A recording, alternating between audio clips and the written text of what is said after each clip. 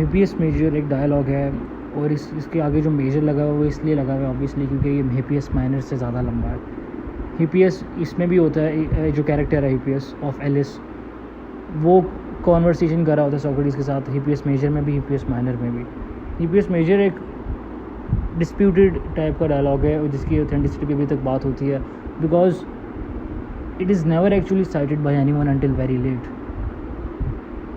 लेकिन नेवरदलेस ये बड़ा एक इम्पॉर्टेंट डायलॉग है क्योंकि इसमें की पैसेज के ज़रिए हमें पता चलता है कि सोक्रेटिस जो है ना वो सोफ्रोनिस्कस का अकलौता बेटा है। हमें ये चीज़ रिवील होती है इस डायलॉग के अंदर।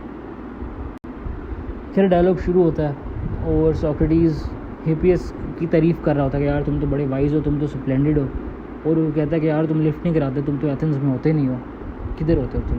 तो हेपियस कहता है यार कि मैं बड़ा बिजी बंदा हूँ, मुझे एलिस भेजा था इन लोगों ने एम्बेसीज के चक्करों में, और मैं अभी रिसेंटली स्पार्टा से भी होके आ रहा हूँ, ठीक है। तो सोक्रेटिस फिर उससे सवाल करता है हेपियस से कि यार मुझे बताओ तुम्हारी नज़र में ब्यूटीफुल क्या है, what is the beautiful to you.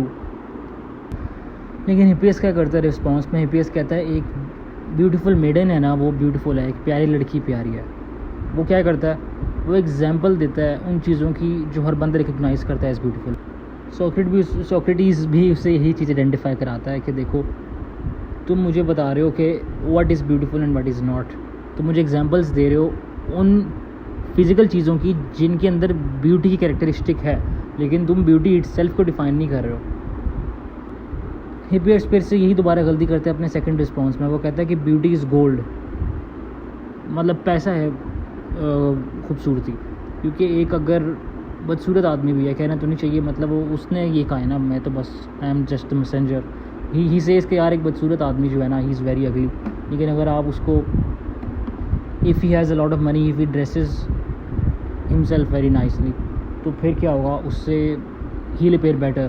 तो ये इसका जवाब होता है। लेकिन सोक्रेटिस फिर ये कहता है इसके जवाब में कि ये जो जिस बदसूरत आदमी की तुमने मिसाल दी है कि वो अच्छे कपड़े वगैरह पहन के ना और दौलत के साथ बड़ा अच्छा दिखता है, ही अपेयर्स ब्यूटीफुल, लेकिन he only appears to be beautiful, अंदर से वो ब्यूटीफुल नहीं है। तो सोक्रेटिस कहता है कि अपेयरिंग और बीइंग में बहुत फ़र्क है। तो ये वाली डेफिनेशन जो है ना, सेकंड डेफिनेशन हेपियस की, वो भी गलत साबित कर देता है। सोक्रेटिस पे कहता है यार तुम्हारे से नहीं हो पाएगा हेपियस, मैं बताता हूँ क्या होती है ब्यूटी क्या होती है। सोक्रेटिस कहता है कि the beautiful is simply that which is appropriate. Socrates अपने ही इस डेफिनेशन को क्वेश्चन करते हुए ये पूछता है हेपियस से सवाल कि is it the appropriateness which makes things beautiful और does it simply make them appear to be beautiful. ये हाइपोथेसिस बड़ा टेम्पटिंग है। जो अभी लास्ट एग्जांपल जो बदसूरत आदमी की हमने दी थी उसके साथ भी ये फिट होता है। तो हेपियस बड़ा अपीज़ होता है। तो क्योंकि वो जो आदमी था जिसकी हमने मिसाल दी, क्योंकि वो सिर्फ लग रहा है he appears to be beautiful but inside he is not beautiful, तो इससे प्रूव करता है सोक्रेटिस के appropriate and beautiful are not the same. इस डेफिनेशन के बाद सोक्रेटिस दूसरा सोल्यूशन अपना पेश करता है। वो कहता है if it is beautiful is it useful. अब यहाँ पे भी एक पैराडॉक्स टाइप का आ गया है। वो ये है कि power makes man do useful things, right. लेकिन पावर जो है आप उसको यूज़ कर सकते हो to do good things and bad things too. Power serves evil as much as it serves good, right. तो अगर ब्यूटीफुल वो चीज़ है जो कि यूज़फुल है, तो ईविल पावर भी तो फिर ब्यूटीफुल होनी चाहिए थी, which leads to evil deeds. तो इट्स नॉट पॉसिबल कि एक इंसान के पास पावर है which makes him do evil things. तो even though that power is useful, तो इट डज़ नॉट मीन कि इट इज़ ब्यूटीफुल।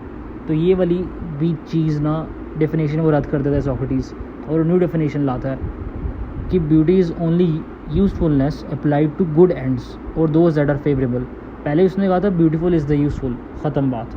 लेकिन अब वो कह रहा है कि ब्यूटीफुल वो चीज़ है जो यूज़फुल है, लेकिन जिसका इस्तेमाल, जिसका यूज़ गुड एंड्स को अचीव करने के लिए हो, राइट, नॉट ईविल एंड्स। लेकिन सोक्रेटिस ने जब आइडेंटिफाई किया द ब्यूटीफुल और द फेवरेबल को, तो ये फिर एक और पैराडॉक्स यहाँ पे आ गया। वो ये है कि the favourable procreates the beautiful, right. जिस तरह अ फादर प्रोक्रिएट्स अ सन। लेकिन हमने पिछली डेफिनेशन में तो ये निकाला है कि the beautiful and the favourable are the same thing, क्योंकि the favourable is the good thing, right? The favourable is the good and beautiful is good too, तो मीन्स ये सारी सेम चीज़ें हैं. So the father can not be the son nor can the son be the father, the cause can not be the effect and the effect can not be the cause, right? They are not the same thing. तो ये Socrates जिस नतीजे पे पहुंचता है ना and पे, सारी चेन ऑफ रीजनिंग के बाद वो यहाँ पे पहुंचता है कि beauty is not good and good is not beauty. और इस असर्शन से ना, इस कंक्लूजन से ना ही सॉक्रेटिस प्लीज़ होता है, ना ही हिप्पियस प्लीज़ होता है. ये आप काफ़ी डायलॉग्स में देखोगे प्लेटो के, जहाँ पे सॉक्रेटिस एक आपको लग रहा होता है बड़ी अच्छी चेन ऑफ रीजनिंग लेके आ रहा है और 3-4 पेज तक वो डिस्कशन चलते रहेगी, एक ही चीज़ की डेप्थ में जाता रहेगा और एंड पे जाके एक अनफेवरेबल सा आउटकम निकलेगा जैसे यहाँ पे. और सॉक्रेटिस कहेगा यार oh sorry I was wrong about this. तो असल में इसका काफ़ी एक एनाट्रप्टिक टाइप का नेचर है काफ़ी डायलॉग्स की प्लेटो की. और वो इस तरह के जो सॉक्रेटिस पूरी चेन ऑफ रीजनिंग लेके आता है ना, तो उसका मकसद मेन हमें पढ़ने वाले को ये दिखता है कि उसका मकसद ये नहीं कि एक कंक्लूजन रीच किया जाए, नॉट टू फाइंड आउट कि इसका आंसर क्या है, बेस्ट कोर्स ऑफ एक्शन क्या है. उसका मेन पर्पस ये होता है to exclude a lot of courses of actions, to exclude a lot of beliefs, right? बड़ा एक एक्सक्लूशनरी स्टांस लेता है सॉक्रेटिस अपने डिबेट्स के अंदर, और वो पहले चीज़ें एक्सक्लूड करता रहता है और एंड पे इवन दो उस चीज़ का आउटकम अनफेवरेबल आए, लेकिन उसने जो चीज़ एक्सक्लूड कर दी, हमें पता चलता है कि अच्छा यार this is not the definition, even though you do not find out this is the definition, but you surely find out कि this is not the definition. तो मैंने काफ़ी लंबी कर दी. एनाट्रप्टिक जो वर्ड है, it basically describes most of Plato's dialogues. खैर dialogue पे वापस आते हुए सॉक्रेटिस जो है ना, वो एक और अपनी डेफिनेशन पेश करता है. वो ये कहता है कि what if we were to say that is beautiful which makes us feel joy. I do not mean all pleasures but that which makes us feel joy through hearing and sight. लेकिन यहाँ पे hippies उसको interrupt करते हुए कहता है कि क्या मतलब तुम्हारा टच, टेस्ट और स्मेल, तो क्या मतलब वो शेमफुल सेंसेस हैं, वो प्लेजरेबल सेंसेस नहीं है अगर तो तुम ये कह रहे हो कि beauty is only in the pleasure that we feel through hearing and sight. तो खैर सॉक्रेटिस अपने आर्गूमेंट एक बड़ी नैरो गली में ले जाता है. इसके बाद हिप्पियस भाई को तब चढ़ जाती है. वो कहते हैं भाई स्टॉप टॉकिंग नॉनसेंस, ठीक है, और you know develop the ability to produce a discourse well, either in court या फिर in a council house or any public body. Socrates जो है वो क्या कहते हैं, सेटिंग को लीव करने से पहले एक चीज़ कहता है कि ना ब्यूटीफुल थिंग्स आर डिफ़िकल्ट, मतलब जो थोड़ी सी ह्यूमरस चीज़ भी होती है. मतलब उसको ऑब्वियसली